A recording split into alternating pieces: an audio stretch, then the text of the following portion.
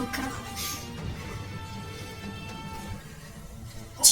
ታዲያ ይሄን ያልኩ ምግብ ነው የሚበላሸው እንጂ ሌላ ምን ይሆናል? ይቅርታ በጣም እንጂ ይቅርታ ታያለሽ እንዴ? ያደረግሽው ነገር አታይም? ይሄ ምን አይነት ስርዓተ ቢስነት ነው? ምን አይነት እንዝላልነት ነው? በቃሽ። የተበላሸው እህል እንጂ የሰው ነፍስ አይደለም። ምን ያስጮሻል? ቆመን የምንሄደው እሱ ስለደገፈን መሰለኝ። የፈጣሪ ፍቃድ ስለሆነ ነው ቆመን የምንሄደው። ስለበላና ስለጠጣን ብቻ አይደለም። እና ያደረገችው ትክክል ነው እያልክ ነው? ይቅርታ ጠየቀችሽ እኮ። ይቅርታ እና ይቅርታ የተበላሸውን እህል ይመልስልኛል? ምንድነው ለአንድ ሳህን ምግብ ያዙ ይልቀቁኝ ማለት ወይስ የሚያስጮሽ ሌላ ነገር? ሮዛ በክፋት ተነሳስታ ሚስጥሯንና ጉዷን ይዞ እስከ መጨረሻው እንዲሞት የፈለገችው ባንቴሮን በመርዝ መርዛ ለመግደል ፈልጋ ምግብ ላይ ምግብ ቀላቅላ መርዝ ቀላቅላ ለባንቴሮ ሉሊት እንድትሰጠው አድርጋ ነበረ።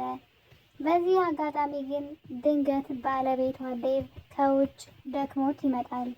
እናም እንግዲህ ሉሊትም ደግሞ ምግቡን ይዛ ወደ ሳሎን ስትሄድ እኩል ይገጣጠማሉ። እናም እሱም አረ ነው እንዴ እንኳን ደህና መጣሽ፣ እሱን ምግብ በጣም ርቦኝ ነበር እኮ በጣም ምግብ አልበላሁም ብሎ በባንቴሮ የመጣውን ምግብ ዴቭ ሳባ አድርጎ ለመብላት ወደ ወንበሩ ይጠጋል። ሰላም እንዴት ናችሁ ውድ የቻናሌ ቤተሰቦች፣ እንኳን ወደ ሰብለይቱ በሰላም መጣችሁ። ዛሬም ከስተቷ የማትማረው ሮዛ በባለፈው ክፍል እንግዲህ ይችን ትንሽዬዋን ልጅ ሉሊትን ስታሰቃያት በቅናት ተነሳስታ እሷ በጣም ትንሽዬ ልጅና ስርዓት ያላት ልጅ ናት። ነገር ግን ሮዛ ባላት ነገር የማትደሰት በጣም ክፉ ሴት ናት ሲበዛ። እንደዚህ አይነት ሰዎች በነገራችን ላይ አሉ። በእጅ የያዙት ወርቅ እንደ መዳብ ይቆጠራል እንደሚባለው፣ ወይም ደግሞ ብዙ ነገር ኑሯቸው ግን የሌላቸውን ነገር የሚመኙ ወይም ደግሞ የማይጠቅማቸውን ነገር የሚመኙ እንደ ሮዛ አይነት ሰዎች በጣም ብዙ ሰዎች አሉ። ሮዛ እንግዲህ በጣም ብዙ ክፋት ያለባትና ቅናት አይባል ምቀኝነት አይባል ምን አይነት ፍጥረት እንደሆነች ራሱ አይታወቅም።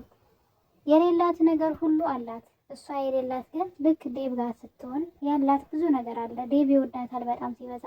ቆንጆ ናት፣ ሀብታም ናት። ግን ምን እንደምትፈልግ አናውቅም። በሰዎች ምንም በሌላቸው ሰዎች ትቀናለች።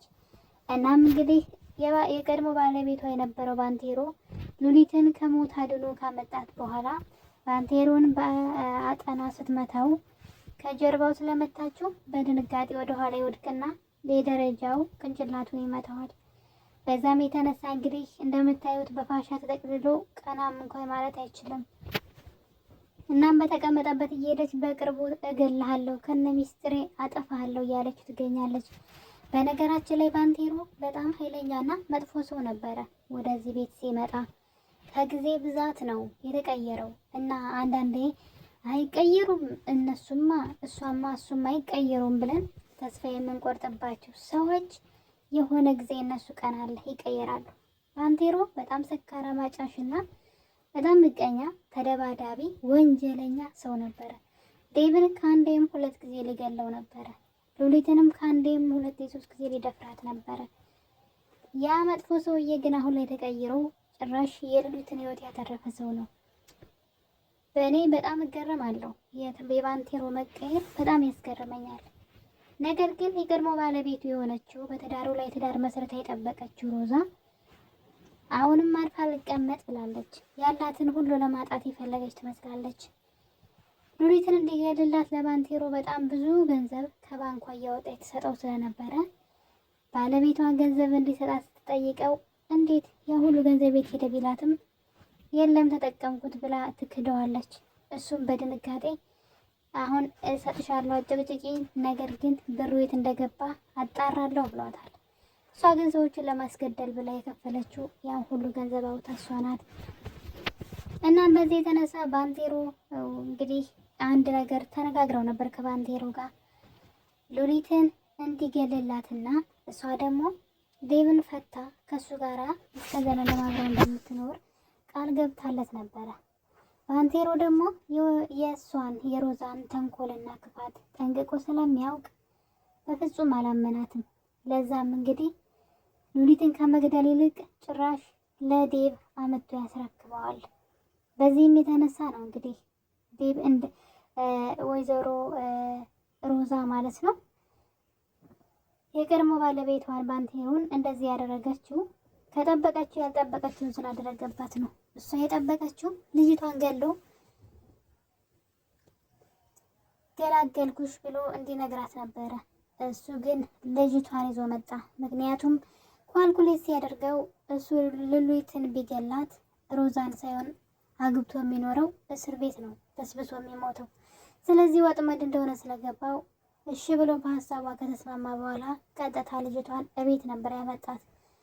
እናም በዛ የተነሳ እንግዲህ አሁን ላይ እሱ ቤት ስላለ አንድ ቀን ሚስጥሬን ያወጣዋን ብላ ስለፈራች እሱን መግደል ትፈልጋለች። ለዛም ነበረ ሉሊት እንግዲህ ባንቴሮን በጣም የተንከባከበችው ነው። ከሞት ያዳናት እሱ ነው። ከመደፈር ሁሉ አድኗታል። ሮዛ በገንዘብ ብትሸጣትም ግን እሱ ደግሞ እንግዲህ የቀድሞ መጥፎ ሰው ጥሩ ሰው ሆኖ ለእሷ ታድጓታል። ለዛም በተጎዳ ጊዜ ከጎን አልተለየችም። ሮዛ ይህ ነገር አልተመቻትም። እሷ እንድትንከባከቡ አትፈልግም። ምክንያቱም ተሰቃይቶ እንዲሞት ትፈልጋለች። ለዛም እንግዲህ ራሷ ምግብ ሰርታ መርዝ ጨምራ ለባንቴሮ እንድትሰጠው ለሉሊት ትሰጣታለች። ሉሊትም እንግዲህ ምግቡን ወደ ሳሎን ይዛ ወደ ባንቴሮ ወዳለበት ቦታ ትሄድና ጠረጴዛ ላይ ስታስቀምጠው ዴቭን መጥቶ ይቀመጣል። በጣም ርቦኝ ነበር እንኳን አቀረብሽው እያለ ምግቡን ለመብላት ተጠግቶ ሉሊት ደግሞ በብርጭቆ ይዛ ውሃ ትመጣለች። እናም ድንገት ሮዛ ኪችን ሆና የባለቤቷን የዴቭን ድምፅ ትሰማለች። እየሮጠች መጣ በጩኸት ነበረ መርዝ መርዝ እያለች ሰውየውን ባሏ እንዳይጎርሰው ትከለክላለች። ሁሉም ሰው ደነገጠ። ምን እንደተፈጠረ ግራ ገባቸው። ነገር ግን ሉሊት የያዘችው ብርጭቆ አምልጧት ይወድቃል። ምክንያቱም ሴትዋ በኃይለኛ ነበር የጮኸችው ባሏ የጎረሰው ስለመሰላት። ከዛም የተነሳ እንግዲህ የሞት ፍረቷን ማለት ተወርዳለች። እዛ ጋር መርዝ ብላ ምግቡ ላይ የምን መርዝ ብል ተብሎ ሲጠየቅ ነገር ግን ዙራ ሉሊትን መናገር ጀመረች።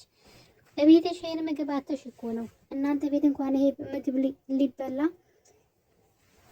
አንዲት እንጀራ አንስተሽ ወዳፍሽ መጉረስ መቻል ራሱ ብርቅ የሆነበት ቤት ነው የመጣሽው። ጭራሽ እንዴት ምግቤን ትደፊዋለሽ ብላ ልጅቷ ላይ እንግዲህ ያንቋሸሸቻት ስትሰድባት እናያለን።